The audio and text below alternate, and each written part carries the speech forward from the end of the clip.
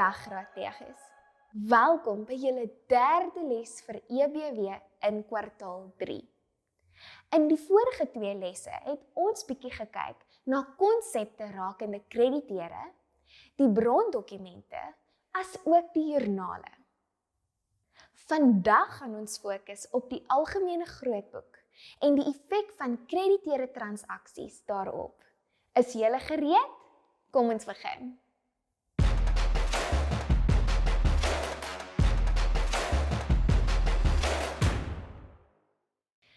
Soos altyd, kom ons begin by die begin. Onthou jy nog wat 'n krediteer is?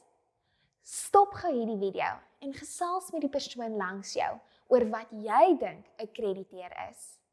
Indien jy by die huis is, stop ook hierdie video, dan dink jy bietjie wat 'n krediteer is.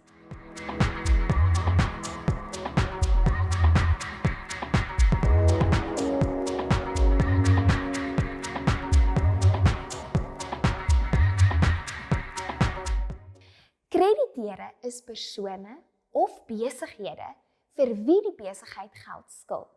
Met ander woorde, die besighede koop goedere op skuld en betaal dan op 'n latere stadium hierdie geld terug. Wanneer hierdie besighede goedere op skuld aankoop, skryf ons hierdie transaksie in die krediteure joernaal.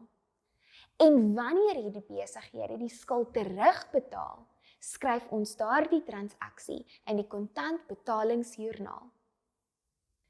In vandag se les gaan ons hierdie 2 tipe transaksies, waar die besigheid op skuld koop en waar die besigheid geld terugbetaal, oorboek in die algemene grootboek. Voordat ons egter hiermee begin, wil ek gou die 2 basiese reëls rakende algemene grootboeke hersien. Wanneer 'n kolom totaal oorgeboek word na die algemene grootboek toe, gebruik ons altyd die laaste datum van daardie maand vir die datuminskrywing.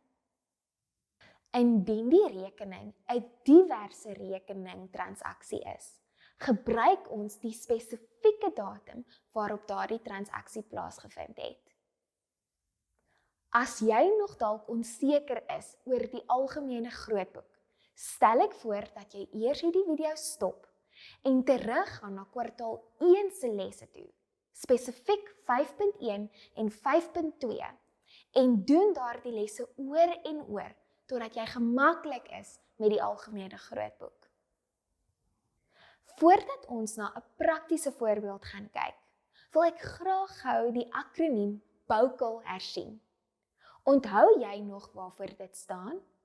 Stop gou hierdie video, dan verduidelik jy aan jou onderwyser, waarvoor staan hierdie akroniem en wat beteken dit?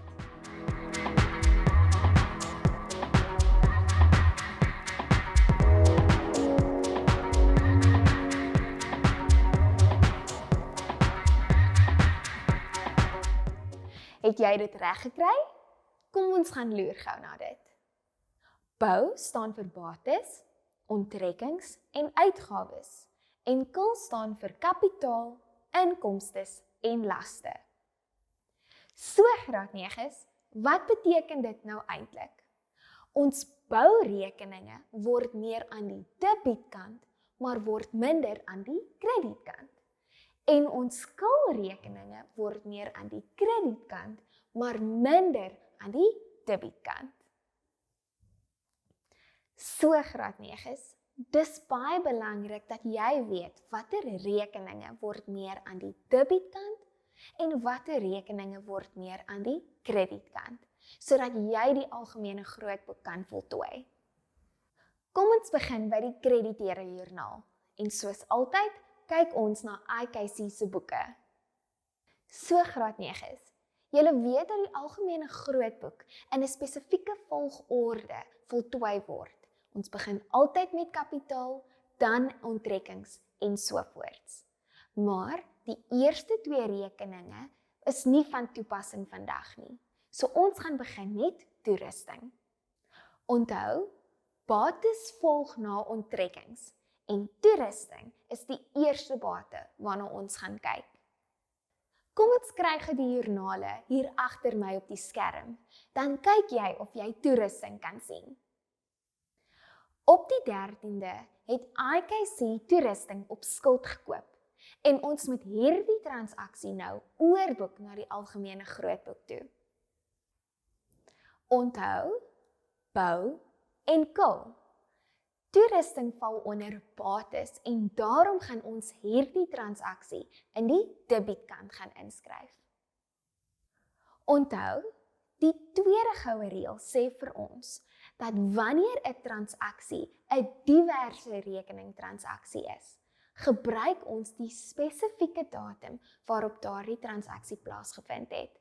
Daarom gebruik ons nou die 13de om hierdie grootboek te voltooi. In besonderhede gaan ons die woordjie krediteure kontrole gebruik, omdat ons toerusting op skuld aangekoop het.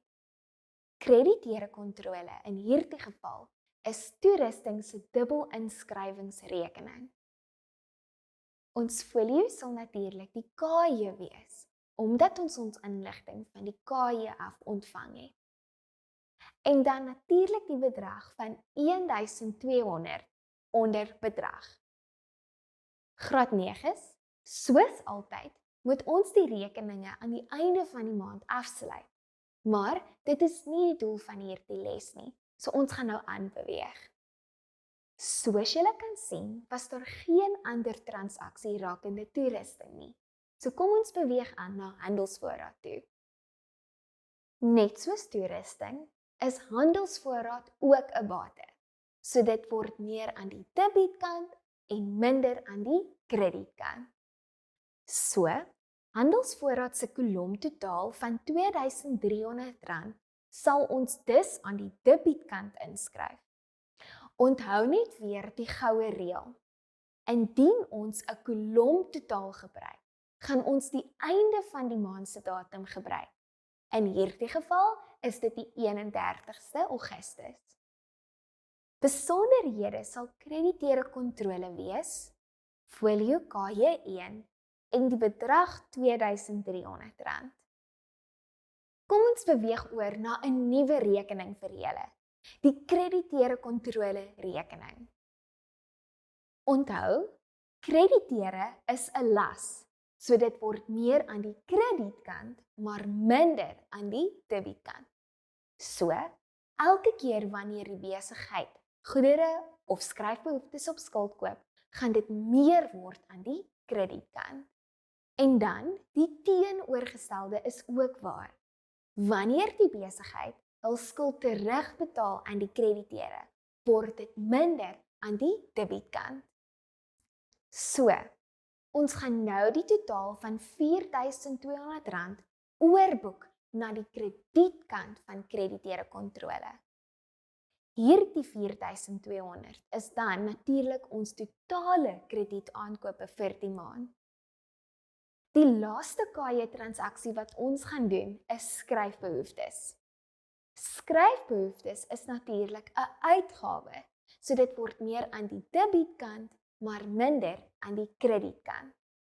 So, ons gaan die kolom totaal van skryfbehoeftes oorboek na die debietkant van skryfbehoeftes, omdat dit meer word. Nou beweeg ons aan na die KBJ en sy rekeninge en kyk hoe om hulle oor te boek in die algemene grootboek.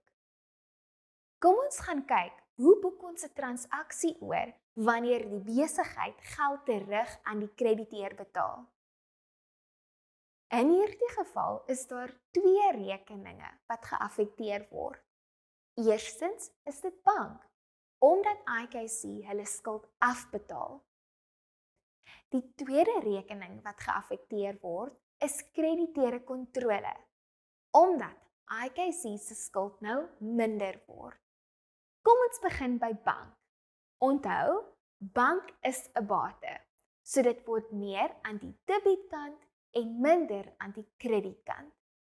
In hierdie geval gaan ons hierdie inskrywing in die kredietkant skryf, omdat ons die krediteur betaal.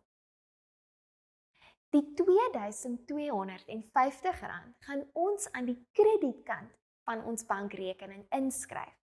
Onthou, hierdie bedrag bestaan uit vele betalings, ingesluit die betaling terug aan die krediteur.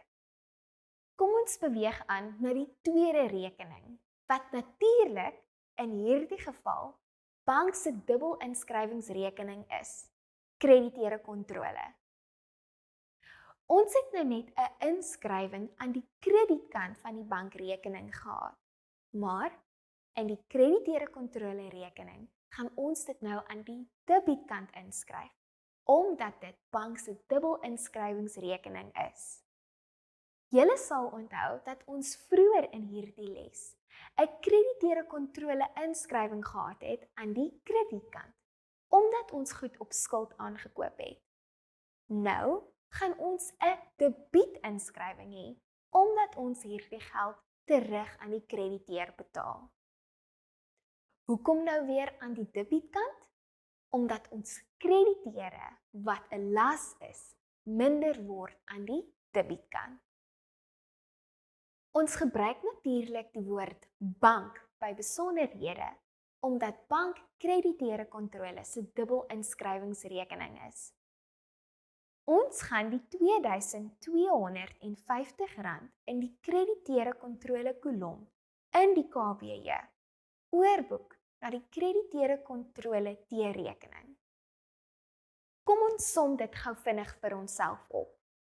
Wanneer jy vanaf die KJ oorboek na die algemene grootboek, sal jy die T-rekening krediteure kontrole krediteer, want krediteure kontrole is 'n las en laste raak meer aan die kredietkant. Al die ander totale word dus gedebiteer. En wanneer jy vanaf die KBJ die kolom van krediteure kontrole oorboek na die algemene grootboek, sal jy dit weer aan die debietkant van krediteure kontrole T-rekening oorboek. Onthou, KBJ beteken ons het betaal, so die las raak minder en laste raak minder aan die debietkant. Jy sal natuurlik dan ook die bankkolom krediteer, want die bank het ook minder geraak. En so kom ons aan die einde van nog 'n les. Dankie dat jy ingeskakel het. Volgende keer gaan ons die laaste les doen vir kwartaal 3. Sien julle dan!